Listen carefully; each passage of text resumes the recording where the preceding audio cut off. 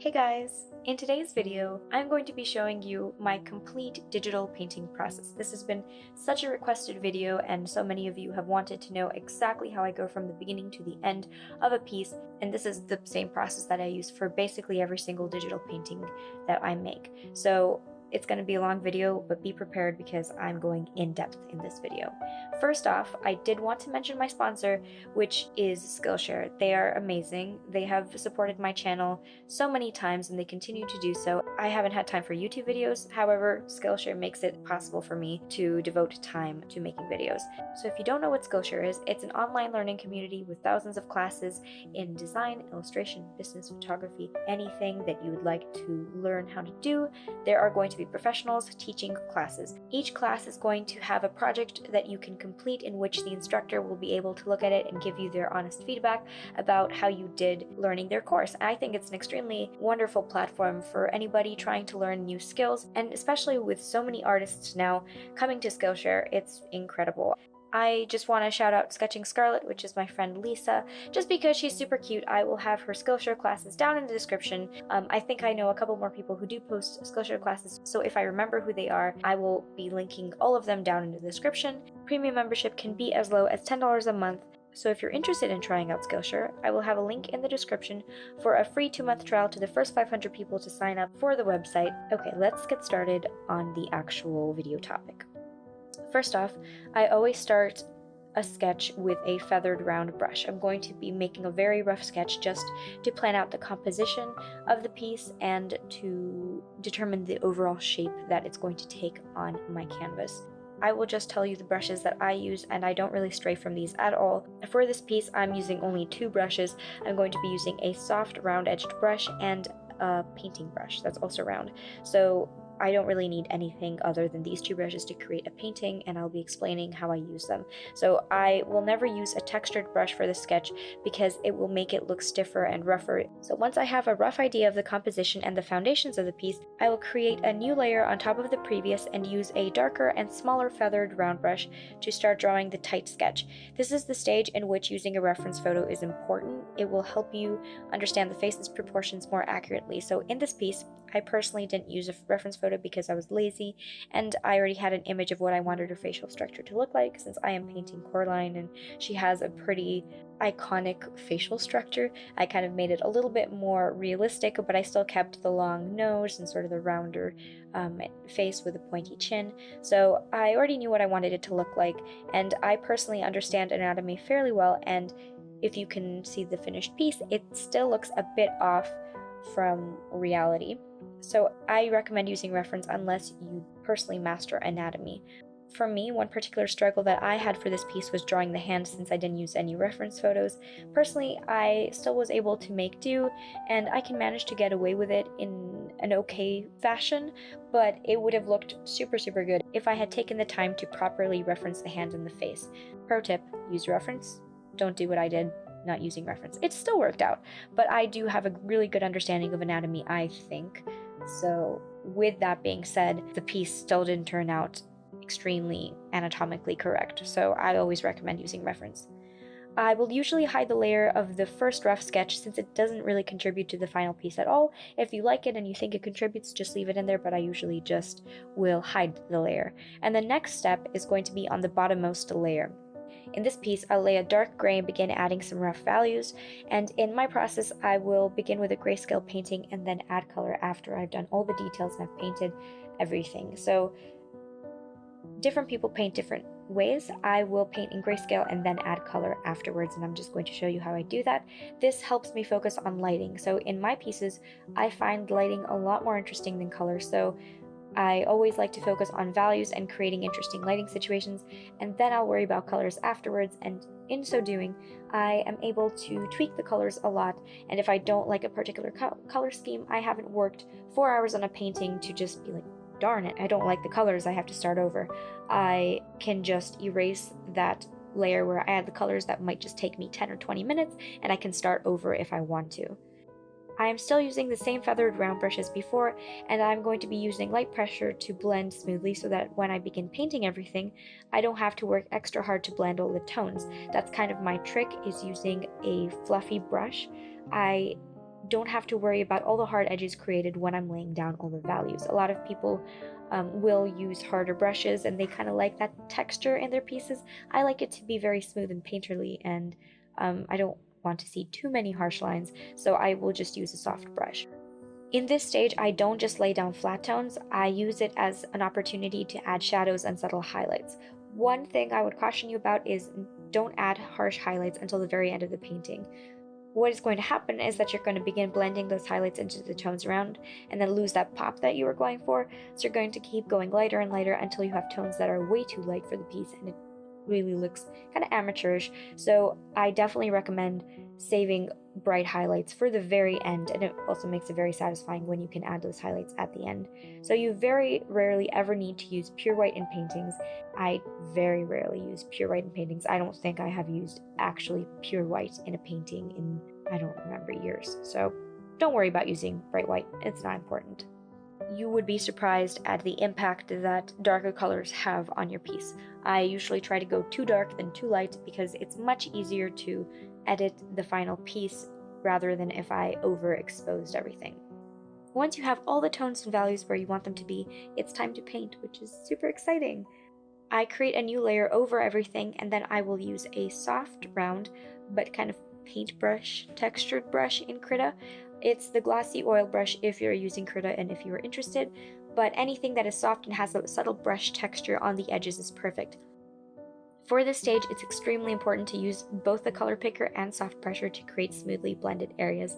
Since I paint with my left hand, my right hand is always on keyboard shortcuts, and I personally recommend using the color picker and brush size shortcuts the most.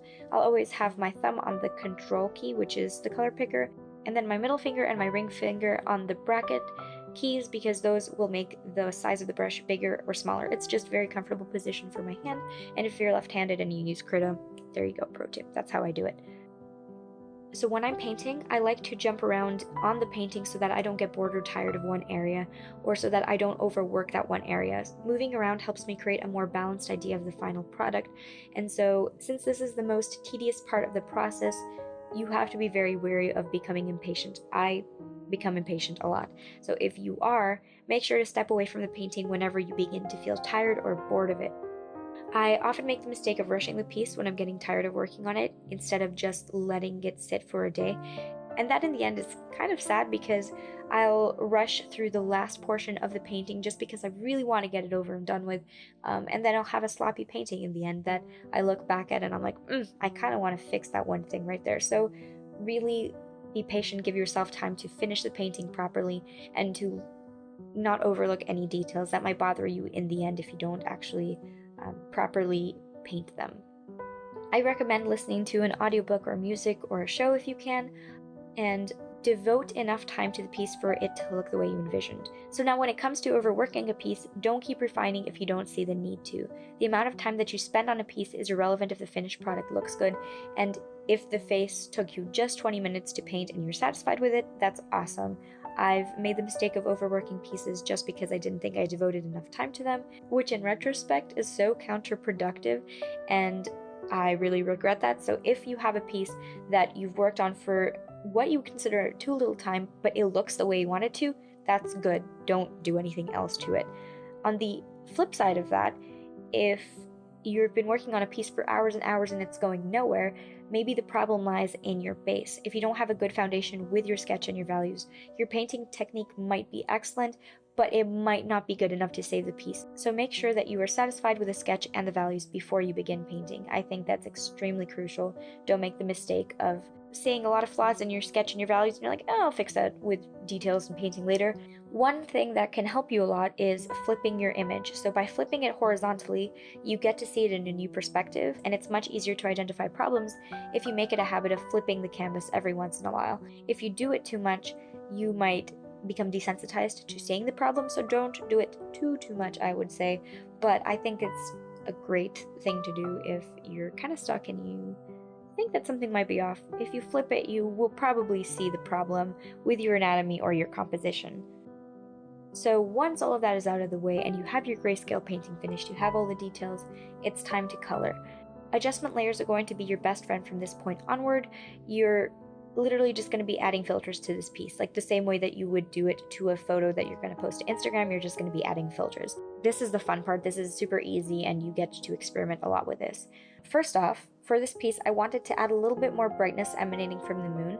So I added a new layer that was a color dodge layer, and I just used a soft round brush to add a little bit of lightness back into the piece.